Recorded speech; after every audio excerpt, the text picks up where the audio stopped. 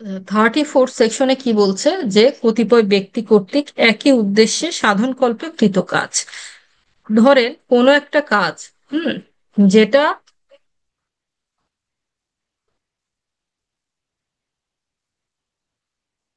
কোনো একটা কাজ অনেকজন মিলে যখন করে বা একাধিক ব্যক্তি, দুইজন মিলে করলেও চলে, সর্বনিম্ন দুইজন হতে হবে 34 ধারায় অভিযুক্ত হতে হলে, তখন এমন ভাবে শাস্তি দেওয়া হবে যেন প্রত্যেকেই আলাদা আলাদা অপরাধ করেছে। এই 34 ধারাটা দণ্ডবিধি জন্মের আগে জন্মাইছে। দণ্ডবিধি জন্মের আগে একটা মামলার মাধ্যমে এই ধারার জন্ম হয়। তো এক রেল মাস্টার ছিলেন, রেলের। তো ওনার কাছে টাকা চেয়েছিল এই বারেন্দ্র কুমার ঘোষ এরা। এ বারেন্দ্র কুমার ঘোষ প্লাস আরো অনেকজন অভিযুক্ত ছিল এর মধ্যে। তো তারা টাকা টাকা চেয়েছিল। তো ওই সময় আহ, ওই যিনি পোস্টমাস্টার ছিলেন, পোস্টমাস্টার নাকি rail master, postmaster, maybe postmaster, কারণ ওনাদের সময় পোস্টমাস্টাররা হচ্ছে যে টাকা আদান প্রদান করতো তখন। তো উনি খুব সৎ ছিলেন, উনি এসব টাকা দিতে চান নাই। তো ওনাকে খুন করে গুলি করে। বাট প্রত্যেকে তো আর বন্দুক চালায়নি, আরো অনেক ব্যক্তি ওখানে জড়িত ছিল, কেউ হয়তো পাহারা দিচ্ছে, কেউ হুমকি দিচ্ছে, কেউ তাকে ধরেছে, এই টাইপের আর কি।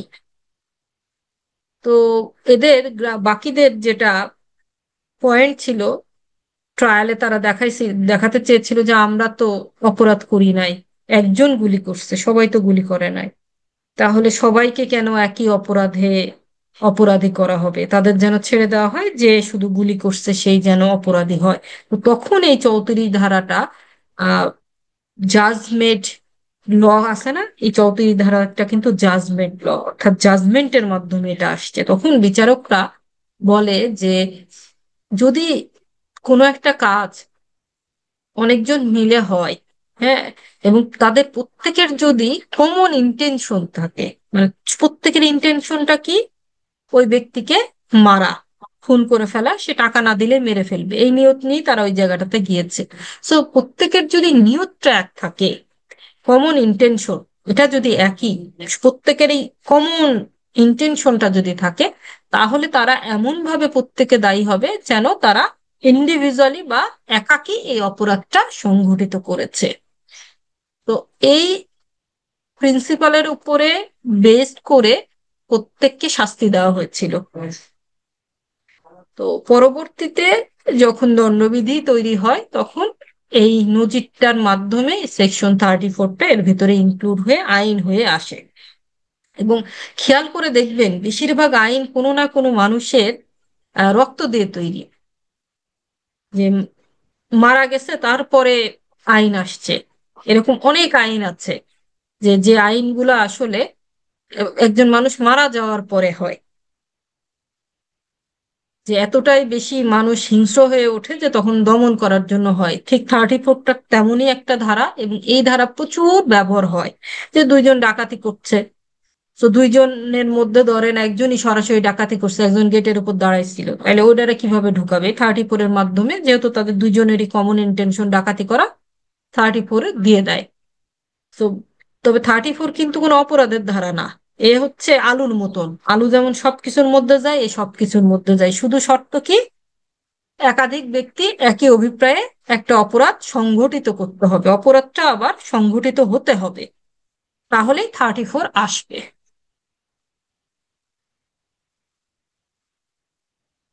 তাহলে ধারাতে বলছে যে যখন সকলের একই অভিপ্রায় পূরণ করার জন্য কোনো অপরাধমূলক কাজ করে, তখন অনুরূপ ব্যক্তিগণের প্রত্যেকে উক্ত কাজের জন্য এইরূপ দায়ী হবেন যেন উক্ত ব্যক্তি কর্তৃক একাকী কাজটি সম্পাদন করা হয়েছে।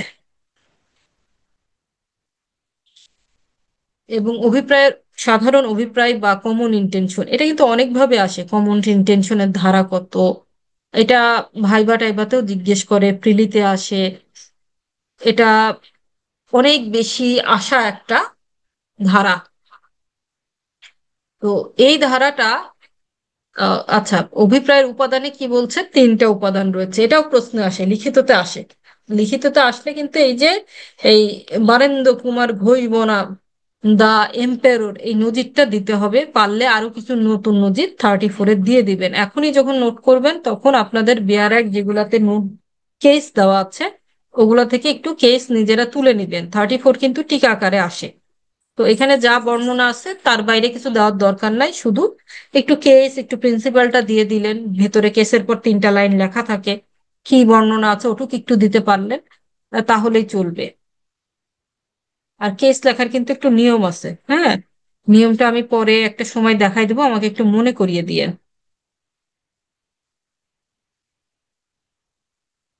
আচ্ছা, 3টা উপাদানের মধ্যে কি একাধিক ব্যক্তি কোনো একটা অপরাধ কাজ করেছেন এবং সকলের অভিপ্রায় একই থাকতে হবে। হ্যাঁ, অপরাধমূলক একটা অভিপ্রায় প্রত্যেকের থাকতে হবে এবং কাজটি সম্পাদন করা হয়েছিল, মানে কাজটা সংঘটিত হতে হবে। যেমন ডাকাতিটা হতে হবে, চুরিটা হতে হবে, বা খুনটা হতে হবে, না হলে 34 আসবে না। এবং নোটে বলছে এই ধারায় একাধিক ব্যক্তির একই অভিপ্রায়ে অপরাধ করার ক্ষেত্রে অপরাধীদের যৌথ দায় বর্ণনা করা হয়েছে। অনেক সময় যৌথ দায়ের ধারা কোনটা বলে, হ্যাঁ, তখন বলবেন 34। এবং অত্র ধারায় অবশ্যই পূর্ব পরিকল্পনা থাকতে হবে, এটা একটা পয়েন্ট। প্রি প্ল্যান থাকতে হবে।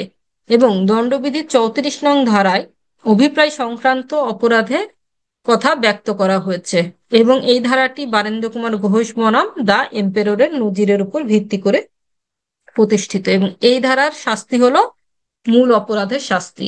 মানে এ তো নিজের আলাদা কোনো ধারা না, এ হচ্ছে সব অপরাধের মধ্যে ঢুকে যায়, যেটাতেই একাধিক অপরাধী থাকে সেখানেই 34 ঢুকে যায়। কেউ খুন করলো একা, তাহলে আর 34 আসবে না, কিন্তু দুজন মিলে খুন করলো সেই ক্ষেত্রে কিন্তু 34 চলে আসবে। আবার ডাকাতি করলো দুজন মিলে, 34 চলে আসবে। বাট একজন যদি ডাকাতি করে, 34 তখন আসবে না। আবার চুরি, চুরির ক্ষেত্রেও দেখা যাচ্ছে যে যদি একজন করে তাহলে আসবে না, কিন্তু দুজন চুরি করলে ধারা কিন্তু একটাই হচ্ছে, 380 হচ্ছে। বাট দুইজন করায় 34 চলে আসছে, আর একজন করলে শুধুমাত্র 380তেই সে অপরাধী হিসাবে ধরা হবে তাকে। আবার 395 যেটা ডাকাতি বা খুনসহ 300, ডাকাতি 396, তো সেই জায়গাতে ডাকাতি করছে, ডাকাতিতে তো সদস্য একাধিকই থাকে, ডাকাতিতে তো একজন দিয়ে ডাকাতি হয় না, 5জন সদস্য লাগে। সো ডাকাতিতে 34 থাকতেই হবে। দস্যুতাতে তো সংখ্যার কোনো ব্যাপার নাই। হ্যাঁ, দস্যুতাটা হলো ভয় দেখানোর ব্যাপার আছে, থাকলেই দস্যুতা হয়ে যায়। চুরিরই উপাদানগুলো থাকবে, প্লাস সেই সাথে ভয় দেখানোটা থাকবে, তাহলেই সেটা দস্যুতা হয়ে যায়। তো দস্যুতার ক্ষেত্রে 34 থাকতেও পারে, নাও থাকতে পারে। যেমন আমরা যেগুলোকে ছিনতাই বলি ঢাকা শহরে, ওটাই আসলে দস্যুতা, ছিনতাই না। আইনি ভাষায় ওটা হচ্ছে দস্যুতা, দণ্ডবিধির ভাষায়। সো ছিনতাইকারী একজনও হতে পারে, দুজনও হতে পারে, বাট ওটা 5জন হয়ে গেলে ওটা তো আবার ডাকাতি হয়ে যাবে। ছিনতাই তখন, ওই দস্যুতাই তখন ডাকাতিতে রূপ নেয়। সো ডাকাতিতে অলওয়েজ 34-এর সেকশন আসবে, অর্থাৎ 395-এর সাথে 34 অবশ্যই অবশ্যই আসবে, 396-এর সাথেও 34 অবশ্যই অবশ্যই আসবে। সো 34 সেকশনটা আপনারা ক্লিয়ার কিনা? Clear madam. জি ম্যাম। আপু আসসালামু আলাইকুম। ওয়ালাইকুম আসসালাম, কেমন আছেন? আলহামদুলিল্লাহ ভালো, আপনি কেমন আছেন? আমিও ভালোই আছি। কয়টায় শুরু করছেন আপু? শুরু তো বোধহয় 10টা না 10:45 হলো, ওই যে অনেকে তো ঢুকতেই পারে নাই। আপনার কি ঢুকাতে প্রবলেম হয়েছে কোনো? আমি আসলে খেয়াল করিনি আজকে যে ক্লাস আছে, মোবাইল দূরে ছিল তো খেয়াল করিনি। কোন সাবজেক্ট শুরু করছেন আজকে? দণ্ডবিধি। আম, একটা স্লাইড শেষ হয়েছে, আর একটা স্লাইড হচ্ছে। মোট কত এটা, কত পর্যন্ত আছে যেন, 50 না কত পর্যন্ত আছে। সময় তো আসলে না, আপনাদের একটু দ্রুত যাওয়া হচ্ছে এবং পরীক্ষাও হবে এই পরের ক্লাসে, এটার উপর আবার পরীক্ষা থাকছে। আচ্ছা। আপনি বোধহয় শুধু পরীক্ষা দিতে চাচ্ছিলেন, কিন্তু ওভাবে না, আপনার ইয়ে হারাই ফেলবেন, একটু খেয়ে হারাই ফেলবেন। শর্ট টেস্ট গুলো তো ওইভাবে করতে পারবেন না। তার ঠিক থেকে আছে। গুছায় করেন, যেটাতে আর কি পাসটা চলে আসে যেন। আগে থেকে পরীক্ষা যেহেতু সময় কম, একটু পড়তে পারলে ভালো করে। ওই ক্লাসটা করবেন মন দিয়ে প্রথমত, তাহলে ওইটাই ক্লাসের পর পর যদি ওই জিনিসটা আবার দেখেন তাহলে মনে এসে যাবে। আর এখন একটু বেশিক্ষণ পড়তে হবে, আর তো সময় নেই, অন্তত 10 ঘন্টা তো পড়া উচিত। জি জি। 35 কি বলছে, যে ক্ষেত্রে কোনো কাজ কোনো অপরাধমূলক জ্ঞান বা অভিপ্রায় সহকারে সম্পাদিত হওয়ার কারণে অপরাধমূলক হিসেবে গণ্য হয়। আগেরটাই ছিল কমন ইন্টেনশন, আর এটাই কি, নলেজ। অপরাধমূলক নলেজ থাকতে হবে, জ্ঞান থাকতে হবে, বা অপরাধমূলক অভিপ্রায়, ওটাতে কমন কমন ইন্টেনশন ছিল, কমন অভিপ্রায় যেটা, একই অভিপ্রায়, আর এটাতে অপরাধমূলক অভিপ্রায়। হুম। তো অপরাধমূলক ওয়ার্ডটা অনেক সময় অনেকে মিলাই ফেলে 34 আর 35-এ, দুটা কিন্তু এক জিনিস না। ওটাতে অপরাধমূলক অভিপ্রায় না, ওটাতে হচ্ছে একই অভিপ্রায়, মানে প্রত্যেকের অভিপ্রায়টা সেম, প্রত্যেকের নিয়ত সেম, ইন্টেনশন সেম, বাট এই জায়গাটাতে নলেজ নিয়ে কথা বলছে, অপরাধমূলক একটা নলেজ থাকতে হবে। এটাও প্রচুর আসে পরীক্ষাতে, 34, 35, তারপর 37, এই ধারাগুলো ভালোই আসে। এবং এই এই 34 থেকে শুরু করে 55 পর্যন্ত, প্রেসিডেন্টের যে ক্ষমা, ওই পর্যন্ত একটা প্রশ্ন শিওর থাকবে, কখনো কখনো দুটায় থাকে।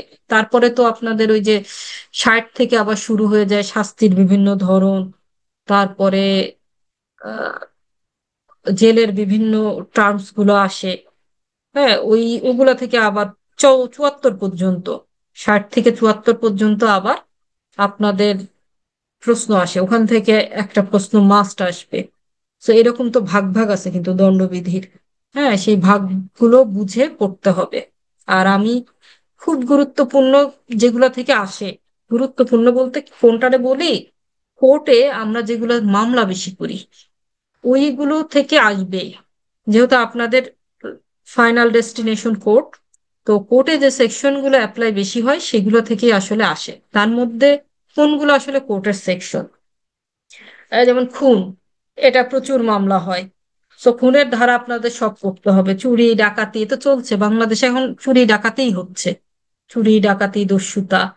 তো এগুলা থেকে আপনাদের আসবে। তারপর হচ্ছে ব্রিচ অফ ট্রাস্ট, এই সেকশন গুলো, বা অবরোধ, অবৈধভাবে অবরোধ করে রাখে মানুষকে, রাস্তা আটকায় রাখে, যেতে দেয় না।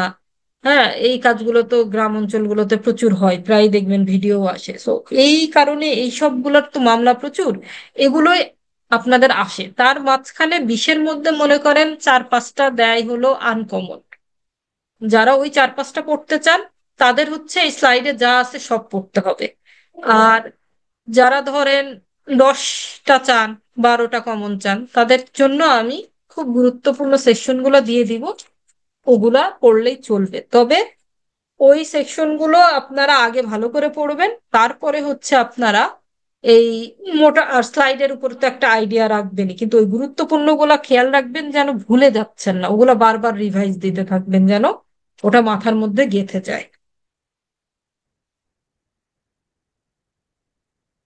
আচ্ছা, 35-এ তাহলে কি যেন বলছে, অপরাধমূলক জ্ঞান নিয়ে কথা বলছে, যে কোনো অপরাধমূলক জ্ঞান বা অভিপ্রায় নিয়ে সম্পাদিত হওয়ার কারণে অপরাধমূলক বলে গণ্য হয় এমন কোনো কাজ কখনোই কতিপয় ব্যক্তি দ্বারা সম্পাদিত হলে অনুরূপ ব্যক্তিগণের প্রত্যেকে যারা অনুরূপ জ্ঞান অভিপ্রায় সহকারে উক্ত কাজে যোগদান করে উক্ত কাজের জন্য এরূপ দায়ী হবেন যেন উক্ত কাজ অত্র ব্যক্তি দ্বারা উক্ত জ্ঞান বা অভিপ্রায় সহকারে একাকী সম্পাদিত হয়েছিল। ওই যে আগেরটা যেমন একইভাবে ট্রিট করছে, শুধু এই জায়গাটাতে পার্থক্যটা হচ্ছে অপরাধমূলক জ্ঞান, যে কোনো অপরাধমূলক জ্ঞান বা অপরাধমূলক অভিপ্রায় নিয়ে সম্পাদিত হওয়ার কারণে অপরাধমূলক বলে গণ্য হয় এমন কোনো কাজ কখনো কতিপয় ব্যক্তি মানে একাধিক ব্যক্তি দ্বারা সম্পাদিত হলে অনুরূপ ব্যক্তিগণের প্রত্যেকে যারা অনুরূপ জ্ঞান অভিপ্রায় সহকারে এই কাজটায় অংশগ্রহণ করেছে মানে যোগদান করেছে উক্ত কাজের জন্য এমন ভাবে দায়ী হবে তারা একা একা কাজটা করছে, মানে ইন্ডিভিজুয়ালি করলেও যে শাস্তি হবে, একসাথে করাতেও প্রত্যেকে আলাদা আলাদা একই শাস্তি পাবে। 34 আর 35-এর মুদ্রা কথা একই, কিন্তু ওটা হলো কমন ইন্টেনশন, আর এটা কি, নলেজ, ক্রিমিনাল নলেজ বা অপরাধমূলক জ্ঞান। কোনো অপরাধমূলক জ্ঞান বা অভিপ্রায় সহকারে যদি কতিপয় ব্যক্তি কোনো অপরাধ সম্পাদন করে তবে অনুরূপ ব্যক্তিগণের প্রত্যেকে এককভাবে করলে যেরূপে দায়ী হতো সেভাবে দায়ী হবে। পার্থক্যটা বুঝছেন তো? 34 আর 35, গোলাবেন না তো? বুঝছেন? জি ম্যাডাম। প্রত্যেকে বুঝছেন? এ পার্থক্য আসে কিন্তু 34 আর 35 ধারার রিটেনে। পার্থক্যটা তৈরি করবেন আপনারা, করে আমাকে কালকে দেখাবেন যে 34 আর 35, তাহলে আপনাদেরও মাথায় ঢুকে যাবে। পার্থক্যটা অবশ্যই আমাকে দেখাবেন।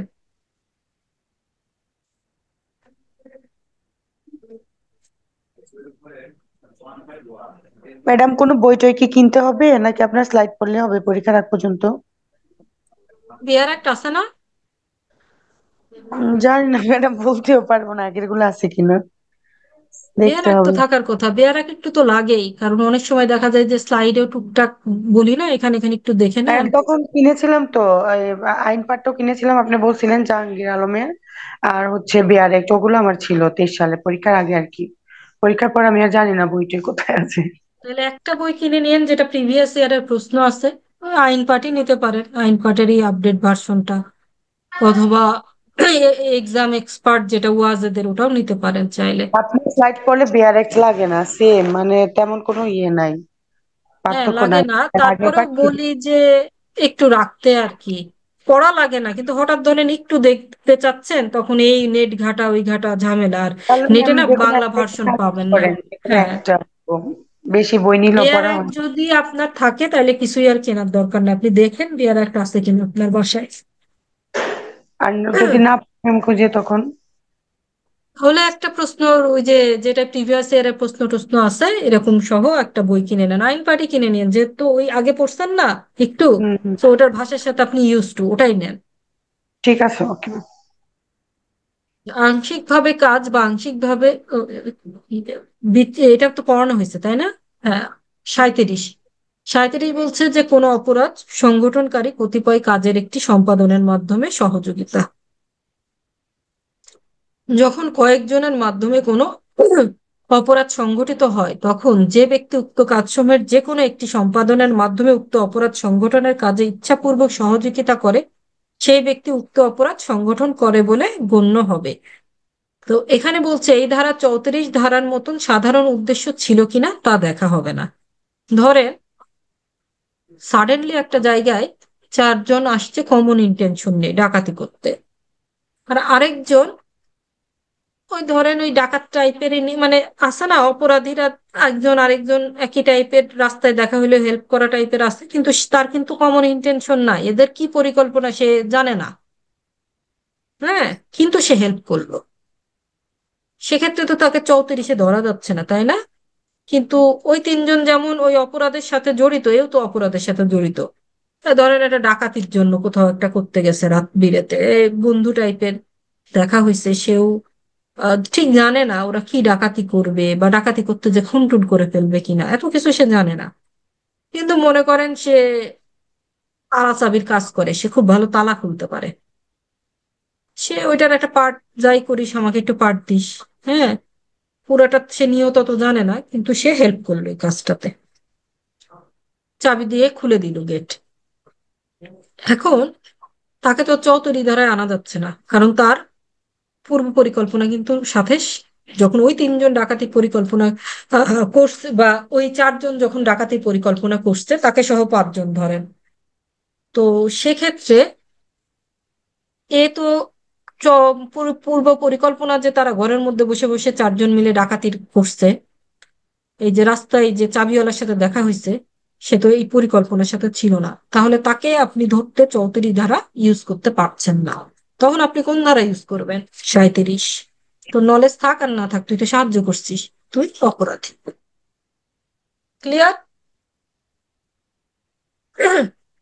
ম্যাম আরেকবার বলেন।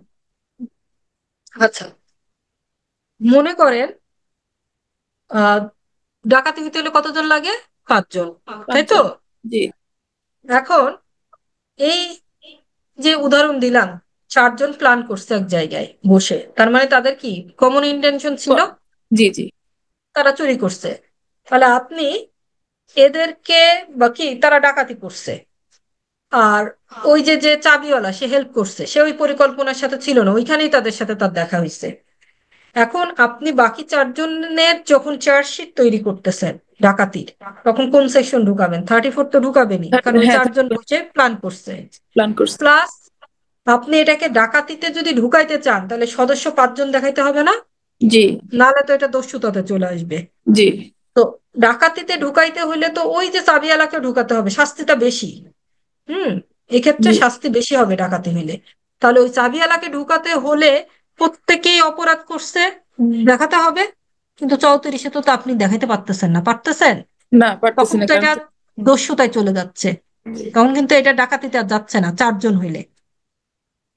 এখন ওই ব্যক্তিকে যদি আপনি অপরাধী হিসেবে ঢুকাতে চান, তখন আপনার ধারা কি 37, যে সে কমন ইন্টেনশন তার ছিল কি ছিল না কোর্ট এটা দেখবে না, যেহেতু সে সহযোগিতা করছে তারপরে সে সেহেতু সে অপরাধী।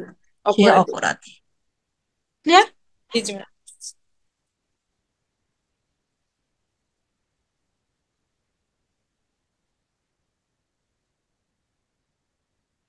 38 এগুলা থেকে কিন্তু আপনাদের পার্থক্য আসে, অনেক সময় আসে 37-38-এর পার্থক্য, বা 34 আর 37-এর পার্থক্য এরকম আসে। এটা সো ম্যাক্সিমাম আপনারা 34 আর 37-এর পার্থক্য দেখা হুম, যায়।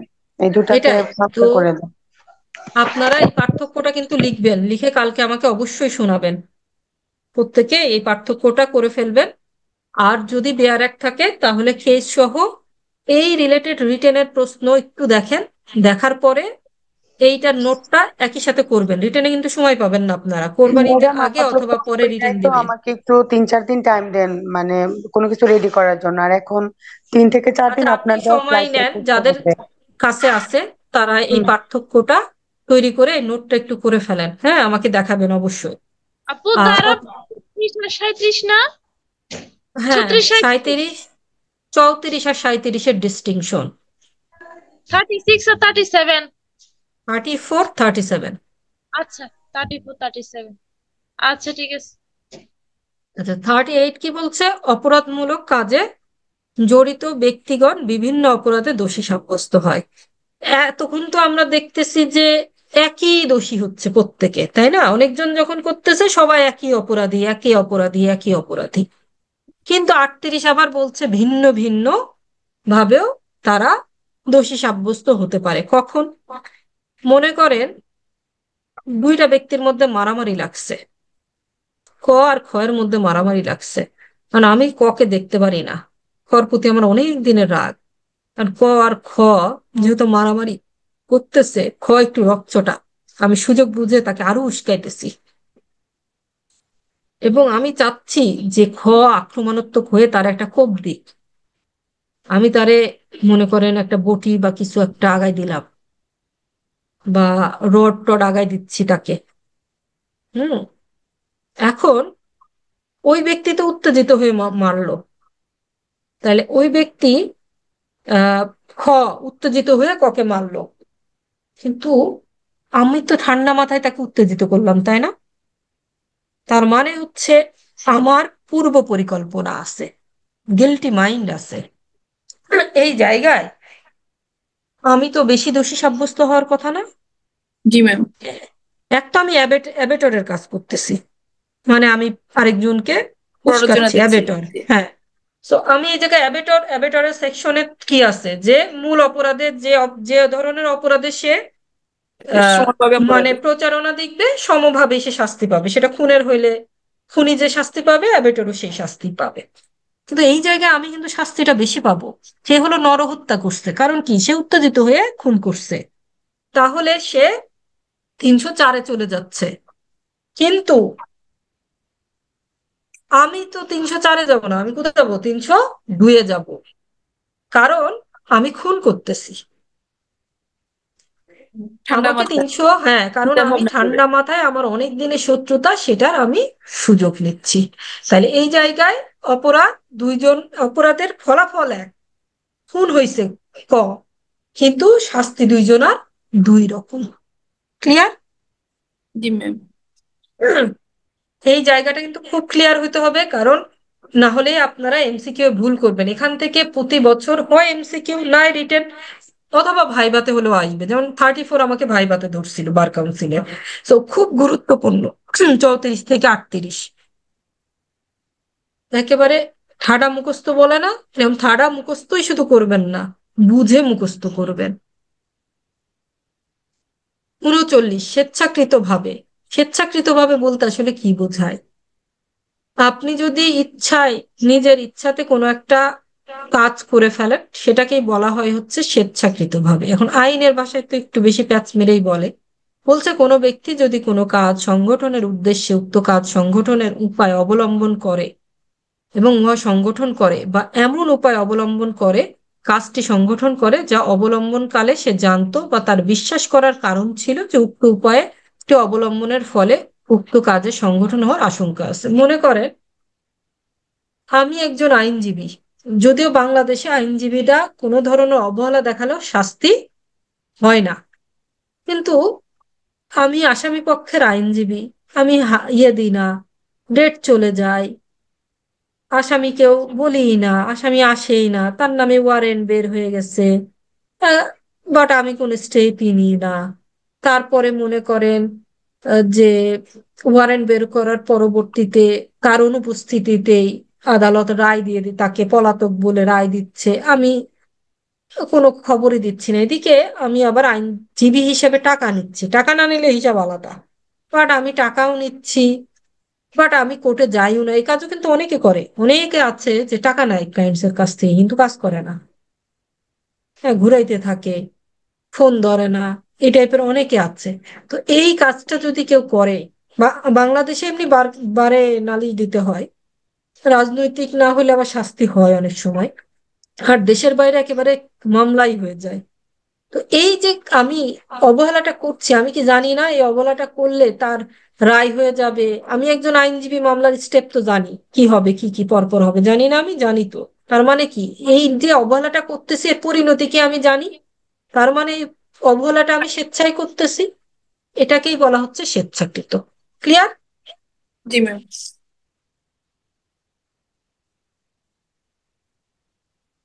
40 হচ্ছে বেআইনি আইনত সম্পাদন করতে বাদ, বেআইনি আইনত ভাবে না, এখানে হচ্ছে ইললিগাল এবং লিগালি বাউন্ড টু গো, এখানে একটা কমা হবে এই জায়গাটাতে। বেআইনি বা আইনত সম্পাদন করতে যে কাজগুলো আর কি বাধ্য। অবৈধ বলতে এমন প্রত্যেক বিষয়ের প্রতি প্রযোজ্য, মানে অবৈধ বলতে কি বোঝায়, যে কাজগুলো আইনত আপনাদের নিষেধ আছে। হ্যাঁ, আর লিগালি বাউন্ড, এই যে আইনজীবীর উদাহরণ আমি দিলাম, আমি কি লিগালি বাউন্ড না? তার কাছে টাকা নিছি, ওকালতনামা জমা দিছি, কাজগুলা ঠিক করে করার জন্য আমি লিগালি বাউন্ড না? জি বাউন্ড। ম্যাম। তারপরেও যদি আমি বিরত থাকি, তাহলে কি হবে? সেটা নেগলিজেন্স হবে। তো এটাই বলছে যে লিগালি বাউন্ড বলতে কি বোঝায়, আইনত আপনি যে কাজটা করতে বাধ্য, সেটা না করলে সেই কাজটা করতে হবে, সেটা থেকে বিরত থাকা যাবে না। যদি থাকেন তাহলে সেটাকে বলা হচ্ছে বেআইনি। তো এখানে বলছে যে অবৈধ বলতে এমন প্রত্যেকটি বিষয়ের প্রতি প্রযোজ্য যা অপরাধজনক, বা যা কিছু আইন দ্বারা নিষিদ্ধ, বা যা কিছু দেওয়ানি কর্মপন্থা গ্রহণের যুক্তি বা আবশ্যকীয়তা উদ্ভব করে তা সম্পর্কে বেআইনি কথাটি প্রয়োগযোগ্য। এ খুব জটিল করে বুঝতেছে, এত জটিল না বিষয়টা। এবং যে ব্যক্তির পক্ষে কোনো কিছু না করা বা কোনো বিশেষ কাজ সম্পাদন করতে বিরত থাকা বেআইনি, এই ব্যক্তি উহা করতে আইনত বাধ্য বলে পরিগণিত হয়। অর্থাৎ এইটুক জানলেই হচ্ছে, হ্যাঁ, যে ব্যক্তির পক্ষে কোনো কিছু না করা বা কোনো বিশেষ কাজ করা হতে বিরত থাকা বেআইনি, সেই ব্যক্তি উহা করতে আইনত বাধ্য বলে পরিগণিত হয়। মানে যে কাজটা না করলে সেটা বেআইনি হবে, সে বিরত থাকলে বেআইনি। ডাক্তার সেবা না দিয়ে বসে আছে, এটা কি বেআইনি? না, বেআইনি। তো সেই কাজটা কি সে আইনত করতে বাধ্য। তো বেআইনি কাকে বলছে? যে কাজটা তুমি বাধ্য, আহ আহ, কিন্তু তুমি সে কাজটা করছো না, সেটাকে বলা হচ্ছে বেআইনি। আর লিগালি বাউন্ড টু ডু মানে হচ্ছে সেই কাজটা করতে আপনি বাধ্য, সেটা আপনাকে করতেই হবে, যেটা আইনে বলা আছে। এইটুকুই। এই দুইটা আসতে পারে যে লিগাল শব্দর ব্যাখ্যা কোথায় দেওয়া আছে, বা লিগালি বাউন্ড টু ডু বলতে কি বোঝায় ব্যাখ্যা কোথায় দেওয়া আছে, হ্যাঁ, এরকম আসতে পারে।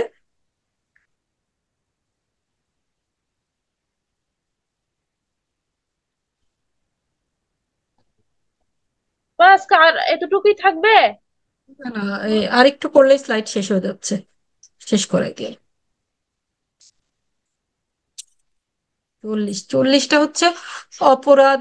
এই ধারাগুলো বলছে যে এই ধারায় 2-3 অনুচ্ছেদে উল্লেখিত পরিচ্ছেদগুলো এই ধারাগুলো ছাড়াই অপর সকল ক্ষেত্রে অপরাধ বলতে এই আইন বলে দণ্ডনীয় কোনো কাজ বা বিষয় বোঝায়।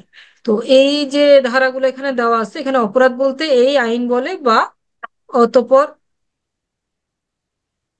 বর্ণিত কোনো বিশেষ বা স্থানীয় আইন বলে দণ্ডনীয় কোনো কাজ বা কোনো কাজ করাকে আর কি বোঝায়। সো এই ধারাটা আসলে আপনাদের শুধু অপরাধ কোথায় দেওয়া আছে এই কথাটা এইটুকুই পড়ে।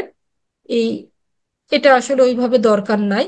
আর এই পরের পাড়ায় বলছে 141, 176, 177, 201, 202, 212, 16, 411 ধারার অপরাধ কথাটি বলতে স্থানীয় এবং বিশেষ আইনে দণ্ডনীয় কাজ বা বিষয়টি উক্ত আইন বলে অর্থদণ্ড সহ বা বিনা অর্থদণ্ডে 6 মাস বা তার ঊর্ধ্বে মেয়াদের কারাদণ্ডে দণ্ডনীয় হওয়ার ক্ষেত্রে একই অর্থ বোঝাবে। তো এই ধারাটা আসলে ওইভাবে আপনাদের পড়ার দরকার নাই, ওইভাবে আসে না। এই এত মনে রেখে 2-1টা দরকার হলে বাদই দিবেন, শুধু এইটুকুই পড়ে। বুঝছেন? যারা মনে করেন 100 মার্কে অ্যান্সার করতে চান তারা এই ধারাটা পড়বেন।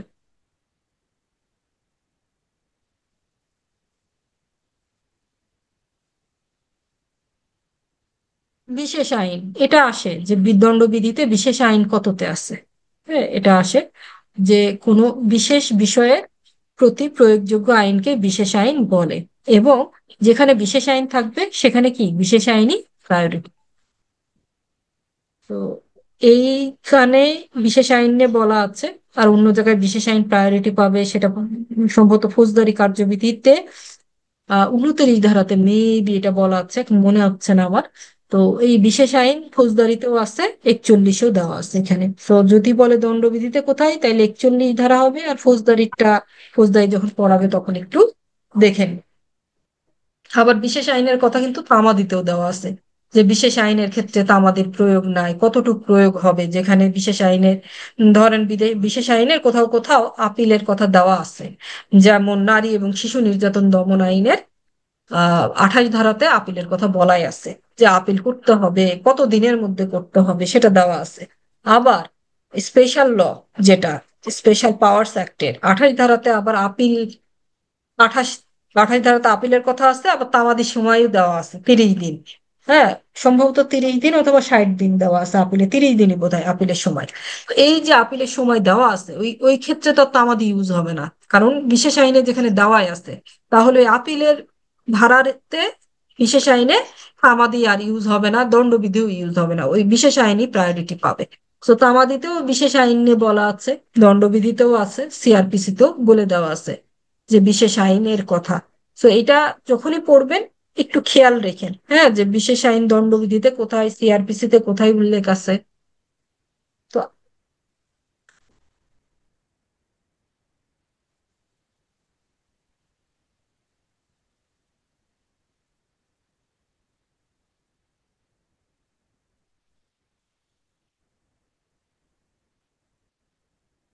আচ্ছা, এগুলা তাহলে বাকিটা কি কালকে পড়াই দেবো আপনাদের? রাত যেহেতু অনেক হয়ে গেছে। হ্যাঁ আপু, আজকে এতটুকুই থাকুক। ম্যাম আর তো কয়েকটা, এটা শেষ শেষ করে দিন স্লাইডটা। শেষ করে আপু, দেবো? ম্যাডাম হ্যাঁ চেক করে দেন। আসলে দেখে মনে হচ্ছে বড়, বিশেষ কিন্তু না। এসব ডেফিনিশন এক একটা, ওই জি ফ্রন্টটা জি একটু ম্যাম। বড় হয়েছে, মানে একটু বোধহয় ফ্রন্ট হ্যাঁ, দেখে ভয় পাই একবার যাইতেছেন। করে টাইটেল ধরে রিড আউট করাই দেন, তাহলে হবে, সমস্যা নেই।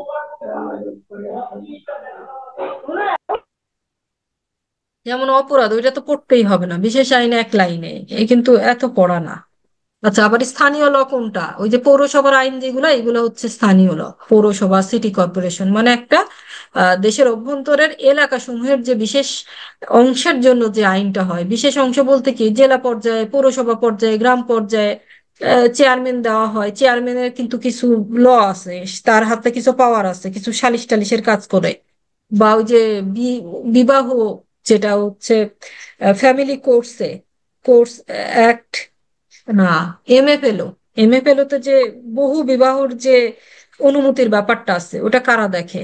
ওরা তো সালিশি পরিষদ দেখে। তো সালিশি পরিষদ তো অঞ্চলের চেয়ারম্যান দিয়ে করে। এগুলা কি স্থানীয় সরকার এদেরকে বলা হয়। তো তারা তারা যে ল গুলো, তাদের জন্য যে ল গুলো আছে সেইখানকার মানুষের জন্য তারা প্রয়োগ করে, ওটাই হচ্ছে স্থানীয় আইন।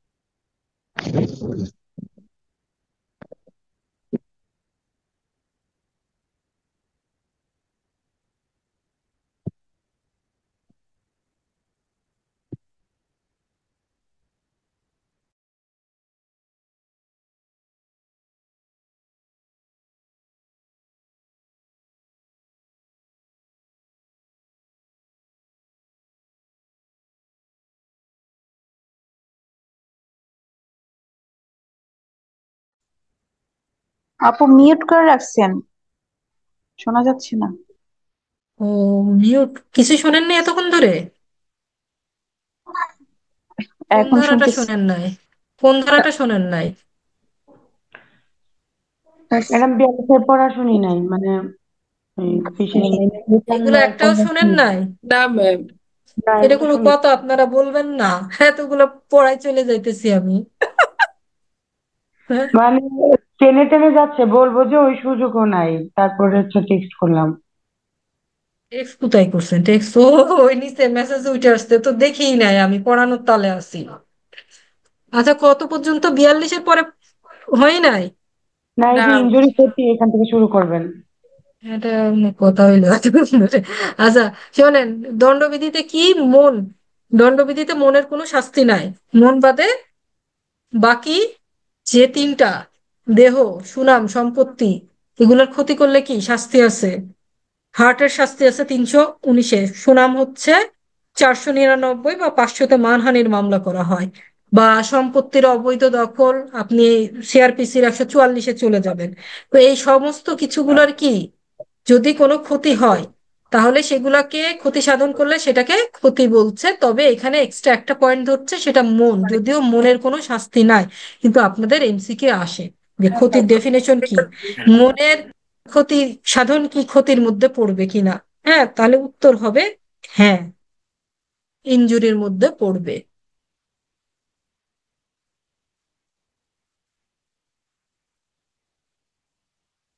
এরপরে 45। 45 হচ্ছে জীবন। জীবন কাকে বলে? এখানে শুধু মানুষের জীবনকে জীবন বলছে, গরু ছাগল মহিষ কারোর জীবনকে জীবন মনে করে নাই দণ্ডবিধি। মৃত্যু তাই, মৃত্যু হচ্ছে শুধু মানুষের মৃত্যুকে দণ্ডবিধি মৃত্যু মনে করছে, আর কারোর মৃত্যুকে দণ্ডবিধি মৃত্যু মনে করে নাই। 50 হচ্ছে সেকশন। ধারা কাকে বলে? ধারা শব্দে এই বিধির কোনো অধ্যায়ের অংশসমূহের অন্যতম এমন কোনো একটিকে বোঝাবে যার পূর্বে সংখ্যাবাচক চিহ্ন থাকবে। অর্থাৎ এইখানে যে আপনাদের একটার পর বর্ণনাগুলো রয়েছে অধ্যায়গুলোতে, সেটাতে যে সংখ্যাটার ইউজ হয় সেটাকে বলা হচ্ছে ধারা, এটাকে। এবং এই অংশ দ্বারা কি, এক একটা অংশের পার্থক্য নির্ধারণ করা হয়। যেমন 50 লেখছে, পরেরটা 51, তার মানে কি দুইটা দুই ধারা, তাদের একটা কি পার্থক্য নির্দেশ করতেছে এই সংখ্যাটা, এটাকে বলা হচ্ছে ধারা।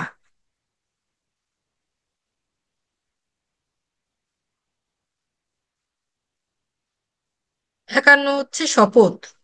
আইনের বিধান মতে শপথের পরিবর্তে গ্রহণীয় দৃঢ় প্রতিক্রান্তিক অনুমোদন বা কোনো আদালতের হোক বা আদালতের বাইরে অন্যত্র হোক, যে ঘোষণা কোনো সরকারি কর্মচারীর সামনে বা প্রমাণ হিসেবে ব্যবহারের উদ্দেশ্যে প্রদান করার জন্য আইন বলে নির্দেশ করা হয়, যা ক্ষমতা দেওয়া হয়, তা শপথ কথাটির অন্তর্ভুক্ত। এখন এত কিছু আসবে না, এক আসে হচ্ছে শপথ কততে আছে, আবার সরকারি কর্মচারীর সামনে এই ঘোষণা, এটা দিয়েও একটু এমসিকিউ আসে। মেনলি ওই যে শপথ বাক্য পাঠ করে তো কোর্টগুলোতে সাক্ষ্য গ্রহণের সময় পাঠ করে আর কি। এছাড়া সংবিধানে আছে সরকারি পদে যখন নিয়োগ পায়, বড় পদগুলো আর কি, যেগুলো সাংবিধানিক পদ, সেগুলোতেও শপথ গ্রহণ করে, সেটা আবার সংবিধানের পাঠ, ওখান থেকে আসবে না আপনাদের।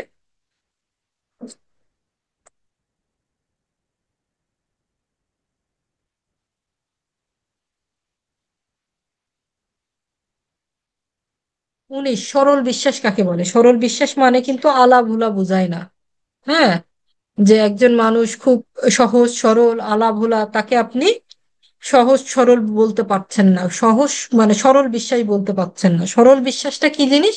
যে আপনি আপনার সর্বোচ্চ চেষ্টা করছেন। একজন ডাক্তার সরল বিশ্বাসে করছে, মানে তার যা মন চাইছে সরল বোকাশোকা করে ফেললো না, তার যা যা করার ছিল অপারেশন থিয়েটারে সে সব স্টেপ নিছে, যেটা অন্য একজন সুস্থ ডাক্তার নিত। তার মানে সে সরল বিশ্বাসে কাজটা করেছে। একজন আইনজীবী হিসাবে আমার যা যা করার ছিল আমি সব করছি।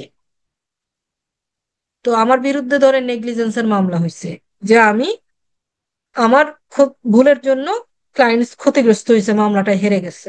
কারণ তখন আমি দেখাবো কি, যে আমার যা যে স্টেপ নেওয়ার ছিল সব আমি নিছি, তারপরেও মামলাটায় আসলে কিছু করার ছিল না। হ্যাঁ, হেরে গেলে আসলে ক্লায়েন্টসকে এগুলো বলে বোঝানো লাগে। তো এটা কি, যে আমি সরল বিশ্বাসে করছি। তো সরল বিশ্বাস বলতে আমার সর্বোচ্চ চেষ্টাটা আমি করছি, সর্বোচ্চ মনোযোগ দিছি, সর্বোচ্চ সতর্কতা অবলম্বন করছি, তারপরেও জিনিসটা হয়েছে, মানে আমি সরল বিশ্বাসে করছি কাজটা। 52 হচ্ছে ইংরেজিটা অনেক সময় আসে হারবার, যে এটা কত ধারাতে আছে। তো 157 ধারা বা 130 ধারায়, যেখানে হাজবেন্ড ওয়াইফের আশ্রয় দেওয়াটা বোঝায় না, কিন্তু আপনি যদি কোনো অপরাধীকে আশ্রয় দেন, হ্যাঁ, এই যে অপরাধীকে তো আশ্রয় মানুষ দেয়। বিশেষ করে এই ধারাগুলো আসলে রাজনীতি, ওই যে তখন ওই যে কি বলবো, স্বদেশীদের যে আশ্রয় দিত না, এই জন্য এই ধারাটা আসলে আনছে। এই আশ্রয় দান সে করছে কি করে নাই, ধরেন আশ্রয় দানে তাকে শাস্তি দিচ্ছে, সেক্ষেত্রে সে আসলে আশ্রয় দিছে কি দেয়নি, সেটা প্রমাণের জন্য 52 ক ধারাটাকে আসলে আনা হয়।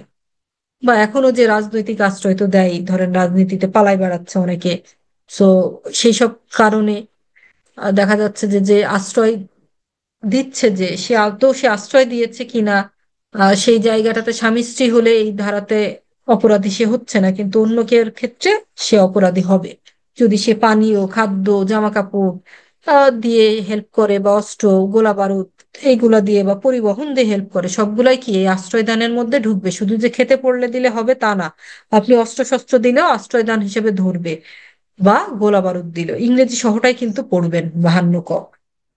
এরপর 50, অনেকবার এমসিকিউ আসছে, হ্যাঁ, যে কয় ধরনের সাজা আছে বর্তমানে হচ্ছে একটা বাদ চলে গেছে, 3 নাম্বারটা, হ্যাঁ, বাকিগুলো আছে।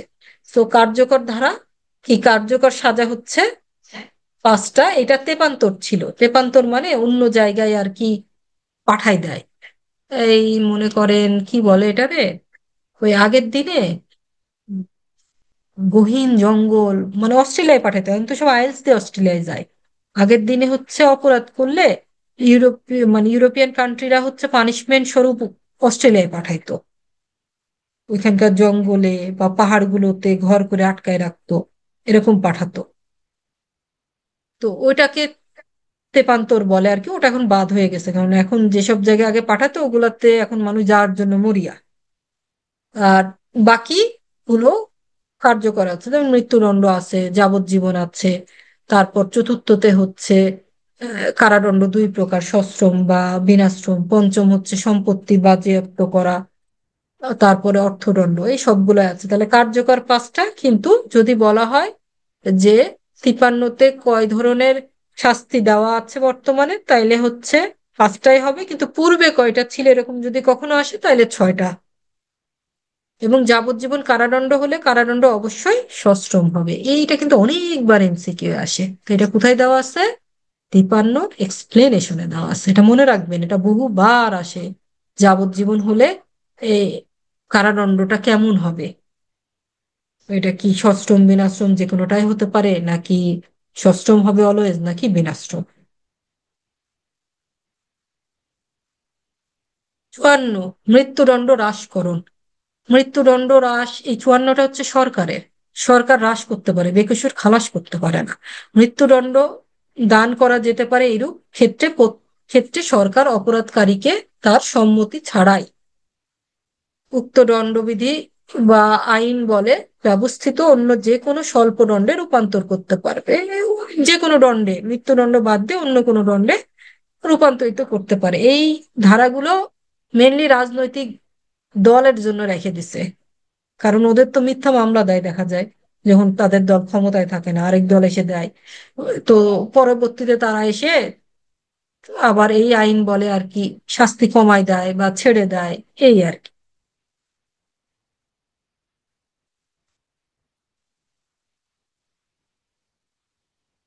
এরপর 55, সরকারের যাবজ্জীবন। যে যে সকল মামলার ক্ষেত্রে যাবজ্জীবন কারা দণ্ড দেওয়া হয়েছে প্রত্যেকের ক্ষেত্রে সরকার অপরাধীর সম্মতি বাদে সেটা হচ্ছে কমাই দিতে পারে। তো যাবজ্জীবন তো ধরা হয় 30 বছর, হ্যাঁ, তো সেক্ষেত্রে কমায় অ্যাটলিস্ট 20 করতে হবে। এমন না যে 25 করলো, এটা করা যাবে না, সর্বনিম্ন 20-এ রাখতে হবে। তার থেকেও কমাইতে পারবে, কিন্তু অ্যাটলিস্ট 20 বছর। কমাইতে চাইলে তাকে 20-এ মানে 20-এর উপরে শাস্তি দিতে পারবে না। কমাতে হলে তাকে কমাইতেই হবে, 10টা বছর তার কমাই দিতে হবে আর কি ক্ষেত্রে। এবং সশ্রম বা বিনাশ্রম, এটাকে আবার বিনাশ্রমেও করাই দিতে পারে সরকার চাইলে, যেটা তো যাবজ্জীবন সশ্রমে ছিল, কমায় যখন 20 দেবে তখন সেটাকে বিনাশ্রমে দিয়ে দিতে পারে। আর 55 হচ্ছে রাষ্ট্রপতির পাওয়ার, হ্যাঁ, প্রেরোগেটিভ বলা হয়, প্রেসিডেন্ট প্রেরোগেটিভ, এটাও আসতে পারে। তো এই শব্দগুলো একটু ইংরেজিতে জানতে হবে, ইংরেজি আসতেও পারে। তো প্রেসিডেন্ট একটা মানুষের কে একেবারে বেকসুর খালাস করে দিতে পারে। ধরেন একজন মৃত্যুদণ্ডের আসামি, তার কে তার অপরাধটা স্থগিত রাখতে পারে, হ্রাস করে দিতে পারে, আবার মওকুফ মানে বেকসুর খালাস করে দিতে পারে। এই দুটো ধারাই আসলে ইয়ের ধারা, পলিটিক্যাল পার্সনদের জন্য আসলে তৈরি করে রাখছে। ব্রিটিশরা তো সবই জানে, খাসলত দক্ষিণ এশিয়ার।